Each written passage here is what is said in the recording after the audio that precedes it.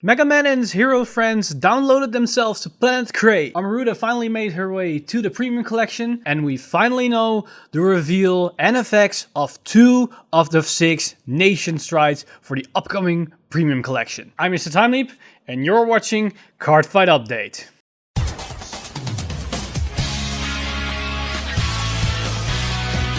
Stand up! Vanguard! Hey Cardfighters, welcome back to another Cardfight Update, and today we have a very exciting edition of Cardfight Update as the reveal livestream from Bushiroad just ended and they revealed a bunch of new cards. Not only did we see a lot of new hero support as well as including their VR for the upcoming Heroic Evolution Extra Booster, but we also saw the reveal of 1 new stride for the premium collection, and as well as 2 of the 6 nation strides were revealed. The one for the United Sanctuary Nation and the one for Dragon Empire. So without further ado, let's jump right into these reveals, as I do not want to make this video unnecessarily long, as there are a lot of things to talk about. So first off, we're going to talk about the Nova Grappler support, and we're going to kick it off with this new grade 1 that they revealed, and apparently Mega Man is joining Cardfight Vanguard. But with the jokes aside, this is Spin Kit, the new grade 1 right target for Nova Grappler, because its skill is Auto Vanguard Circle. When ridden from a grade 0 cost, reveal a spinning Valiant, that's the new VR, from your hand and deal 1 damage to your and your opponent's Vanguard. You perform the damage check before your opponent. Alright, there may be a lot of questions now with this card, as why do you want to give yourself a damage? Well, first off, as you're going to see with the next card, heroes are going to be stronger when they are having more damage. So the more they are in a pinch, the stronger they are becoming. It's basically their rising spirit, their battle spirit, as you've seen with most hero videos, series and movies. And you probably understand what I'm referring to if you watch something like My Hero Academia. And overall, this is a pretty good card in the fact that you are forcing your opponent at least 1 damage. Just a little bit like how the old Riser worked, the custom Riser. Only the upside to this card in comparison to that one is the fact that it costs you a card from hand, you need to put it into the soul, and then you can attack and they can just guard it as you have no drive check. So it's an easy guardable attack. This one is, you're gonna get a damage no matter what the scenario. I'm gonna take a damage as well, but I'm gonna get some advantage out of it because I want to have more damage. Another good part about this card is that you're forcing a potential trigger out of your opponent early game. Sadly, that's where the positive side of this card ends, as its only skill is that it's when it rides on your grade 0, so you cannot ride the grade 1 on top of itself. So you need to have it in your first 6 cards, but not only that, you also need to have the VR in your first 6 cards, because otherwise it basically does nothing.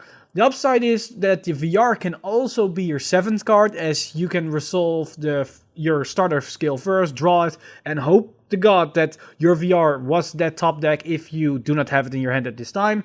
Otherwise, it's just a dead vanilla card, and as the support is indicating now, it's going to be only a vanilla card after that point. So in that sense, I'm not really that sure about this card. Alright, next up we've got a grade 2 hero card, and that's Stylish Hustler, and it got 2 skills, and both of them are very interesting. Its first skill is Auto Vanguard the Rearguard Circle. When your Auto Rearguard is retired by an ability of your opponent's card, cost, Soul Blast 1, and put 1 of those cards into your hand. So this is basically an anti-retire effect, an anti-control effect. So if your opponent is retiring it with Kagero or something like Shadow Pedaling or something, you can get those cards immediately back to your hand, and that's pretty good. The only downside is it doesn't really work against Narukami and Link Joker, as they just instantly bind the cards. But against retire skill clans that retire them through skills, it's an actually pretty good card to sustain your hand and sustain some field presence throughout the game. But this other skill makes it an even better card, and that's Auto Rearguard Circle. When it attacks, this unit gets power plus 3k until the end of the battle for each card in your damage zone. And this is the one that I was referring to with the grade 1, as this one will keep becoming stronger and stronger as you progress through the game, as you get more damage. And its skill can stack up to 15k, costs 5 damage, 5 times 3 is 15, quick maths. And that will make it a 24, potentially 34 on an Axel Circle, even more quick maths. So that's a pretty good number for Axel and for Nova Grappler to have. So right there, it's an awesome card. It can help against retire, control clans, as well as being a good beater. And a beater that works in any archetype, because it's not restricted, so maybe even for Beast Deity for a restander with a lot of power. Who knows? But that's not where we're going to end it with the hero support, as we also got another grade 3 revealed, and that is Girly Dolly. And her skill is continuous on Vanguard to rearguard circle. If you have 5 or more heroes on the rearguard circle, all of your guardians get shield plus 10k. So this is a good support card that allows for more defensive plays later down the road. This card can allow you to have a lot of shield value. A heal trigger can become 30k shield. So that's a lot. And to protect her, you can either put it on the Vanguard circle, so you have that skill always active, or put it in the back row and can only be targeted by spot removal. Overall, a very interesting card, and we have to see with the rest of the hero support if it's going to make the cut and how it will interact with the rest of the cards. And now we get to the big one, and that's the VR for Nova Grappler, the VR for the hero support. And that is spinning Valiant, as we see with the grade 1. And he got 2 interesting skills. First off, his continuous Vanguard circle.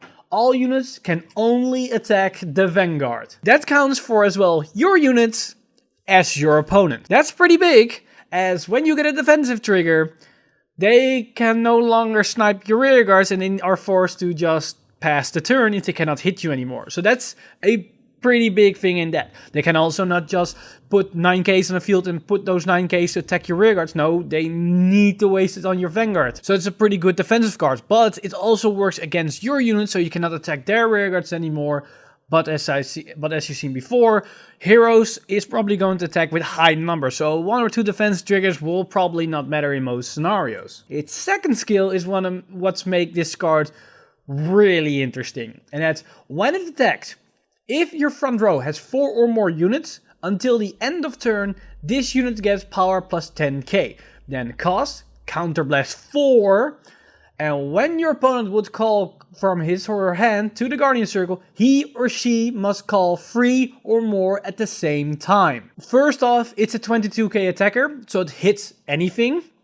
And this is going to be your first attack, so it will always hit from the first attack. But it's basically a Battle Dore, but plus 1 card, and it's for your entire turn. And because you have 4 rear guards in the front row, that's 4 attacks they need to guard with 3 cards each and every turn. And if they want to perfect guard it, they need to drop 4 cards for it. So that is pretty damn insane. I can understand why it's a counterblast 4, but as you've seen with the other cards, as far as all the support for heroes, don't use any counterblast whatsoever. And you can use this when you have 4 damage, and then use it in combination with Boomerang and other counter charge to refund all those counterblasts, and then use it the next turn again. So it's a very dangerous skill in combination with the rest. Thanks to the first continuous skill, because they cannot attack your rearguards anymore, we can understand why the grade 2 now only stays through skills, as they cannot attack it anyway. So to remove those rearguards, they need to use specific kind of retire skills, and with that grade 2, you can just soul blast it and get them back to hand and call them the next turn. And you can then see how these cards interact really effectively with each other. And Heroes is shaping up to be a very interesting style of gameplay for Nova Grappler, as it's not really about restanding with multi-attacking with things we've seen with Risers and with Beast Deities. It's all about putting out high number attacks, pushing your opponent to 4 or 5 damage and having yourself at 4 or 5 damage, and then unleash a sickening attack with an insane guard restrict that if you have 5 cards on, if you have 5 rear guards basically, so 2 axle circles, and it's not really that hard to get it off, they need to have 15 cards in hand to guard all your attacks. That's insane! So yeah, Heroes is looking very good right now, and we only seen 4 cards, and we have like 3 other hero cards or 4 other hero cards from Q4, and we have still some cards left. I'm very interested in that support.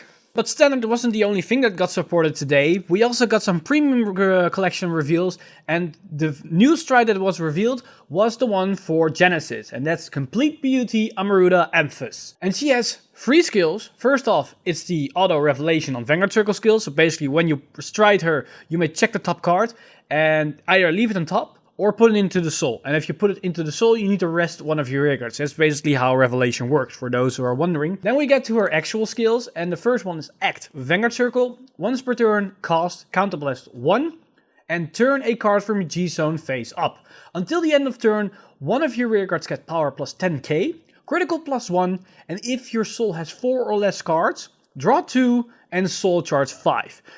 That's almost, I think, the most value that we've seen so far in Vanguard for one counter blast like ever. This is insane. A +2 on hand, a +5 on soul, a +10 on the rear guard, and a plus critical. And you might say, well, that's insanely good. But then, when you look at in perspective of Genesis, it's not really that great if you think about it. Because having 4 or less soul, if you have that, you're going very badly with your game plan. Because Amarada, Fenrir, and all those decks tend to have a lot more soul when they go into their first stride. And that means that this skill is basically counted with 1 +10k and a crit on the rear guard. That's not really that great. It's not bad, but it's not really something that you would expect from an insane stride. And it pretty much ends there. The only thing that I can see with this card is that if you're using a standard mixed build and you run Himiko and you're forced to ride Himiko as your first grade 3, then going into this stride is pretty damn good, as it fixes a lot for your soul. You go to 9 soul basically, if not more, and you draw 2 crit on the rear guard and a 10k on the rear guard. Then it's suddenly a good rescue save if you go into a bad grade 3 ride target. So in that sense, alright. Then we go to her second skill, and that's Auto and Vanguard Circle. At the end of the battle that it attacked, cause Soul Blast 15, stand one of your rear guards, and until the end of turn, your opponent cannot call Sentinels from hand. That basically states that from that point onwards, you have a Sentinel restriction on your field. That's good, but the problem is it's after the Vanguard attack, so your Vanguard can still be protected with a Sentinel, and then you have 2 rear guards left, and those cannot be sentineled. You're obviously gonna resend your unit that you gave the 10k and the crit with her first skill. That's pretty much given. And you might think, well, you have the Wiseman loop that can keep attacking, and if you put the guard restrict on it, that's pretty damn good, right? Well, no, because you just soul blasted 15, meaning that you just lost about 6 attacks for Wiseman. So to make up for it, in that sense, it needs to be that your opponent has 6 perfect guards in hand, and he could use all those 6 cards, besides the fact that he now can guard these attacks with the other cards remaining in hand. It's not really that great. It doesn't synergize really well with a lot of Genesis support, and I might be overlooking something, but the fact that this card does insanely a lot. It does a lot. It's insanely well, but the problem is that everything is behind a awkward restriction. The fact that you need to have 4 or less soul to get the draw 2 and the soul charge 5, and the fact to restand the rear guard and to gain that guard restrict after your Vanguard attacked is a soul blast 15. I don't really see this card making a big impact. I might be overlooking an interaction or some weird combination of cards we never seen before can make this card really busted, but it might be really good that I'm overlooking something. So if some of you Genesis players that definitely know how to use this card in some insane combos, then please let me know in the comments down below, as I just cannot see this card working in the current builds with Amarada, Fenrir, and even Regalias in some case, because it just doesn't seem that good in my honest opinion. Now to the last reveals for this live stream, those were the Nation Strides, and we now know what they're gonna do and how they're functioning. It might not be how some of you may envision, because it's not in the same ballpark in power level as the ZRs, the Ultimate Stride cards, but it's more of a setup stride and potentially some utilized effects for later down the road. So first off, I want to talk about the United Sanctuary Dragon, and that's Purgator Dragon of Total Purity, Agnes. And his first 2 skills are shared among all these Nation Strides, so I'm going to talk about them in general, and then I'm going to talk about the skill of this card that's unique to it. It has the same stride condition that to stride this thing, you need to discard a card with the same name as your Vanguard.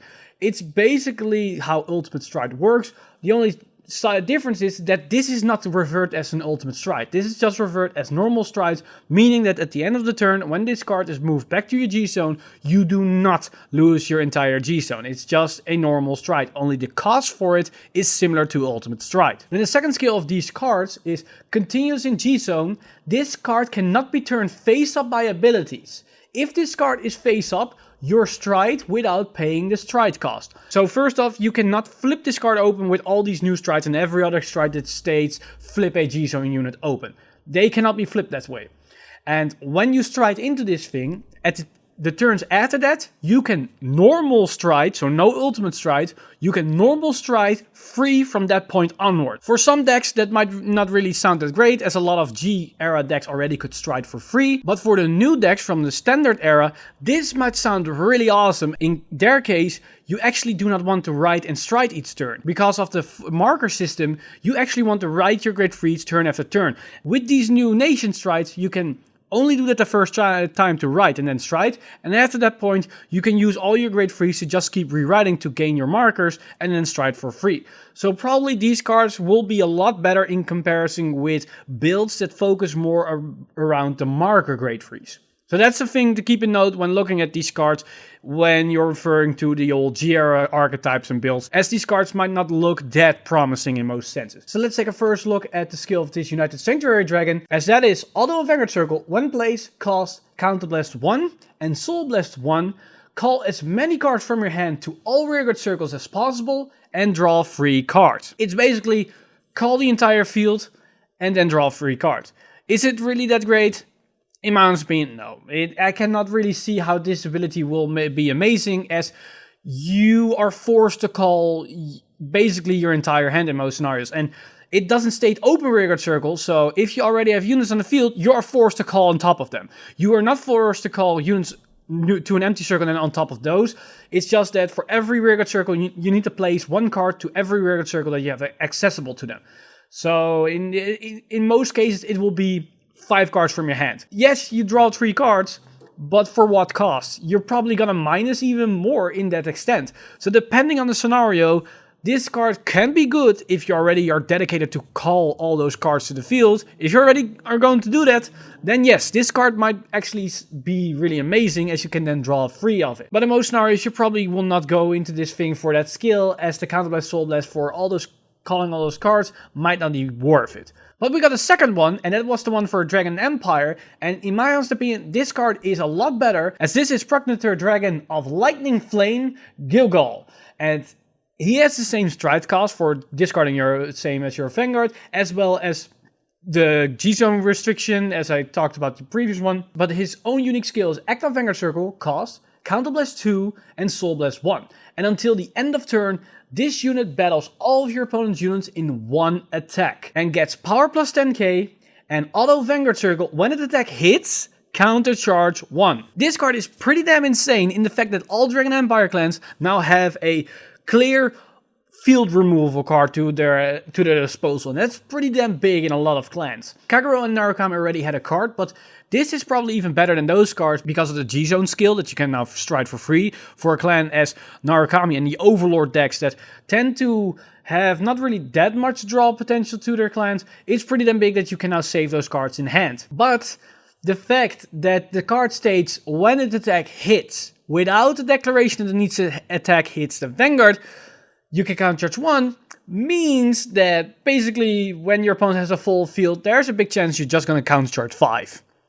As you're going to attack hits at least all the rearguards, and probably not the Vanguard as they're going to PG it, but you're going to at least hit the rearguards, and that will make this cost probably into a countercharge 1, 2, 3, and Soul Blast 1. That's pretty damn big, and especially in those spot removal clans that use Counterblast a lot for a lot of skills, to have a stride that has an aggressive countercharge ability makes it really damn good. I might be mistaken that it will only be 1, but the fact that it states when the attack hits and it is attacking multiple units might implicate that you can countercharge multiple times. And that basically sums up all the reveals for today. That was a lot to go over, especially with the premium cards, as in those cases there's always a lot more to talk about, as seen as their card pool and their diversity and how cards may interact with other cards is a lot more in depth than in standard. But let me know in the comments down below what you guys think of this new hero support that pretty damn looks interesting for in the sense of how Nova Grappler usually works, as well as these new strides, as I'm not really that familiar with premium, so I might be overlooking the value of the United Sanctuary stride, as in my opinion that is a really terrible card. The Genesis one, it might be good in some scenarios, but I just cannot see it really functioning well with Genesis, as it looks so counterintuitive what the clan actually wants to do. But maybe I'm missing something, so let me know in the comments down below what you guys think of all these cards, how you're going to use them, what you're excited for. And that basically sums up everything for today. As always, I want to thank my Patreon supporters over at Patreon for making this channel possible. Priest and John Edmondson, as well as a new Patreon, Matthew Manship. You guys are amazing. And if you too want to support me over at Patreon, then head over to patreon.com/Vanguard Insider to get access to exclusive Patreon content like card reviews, set breakdowns, as well as some unique deck profiles. But with that said, I'm Mr. Time Leap, and I see you guys in the next one.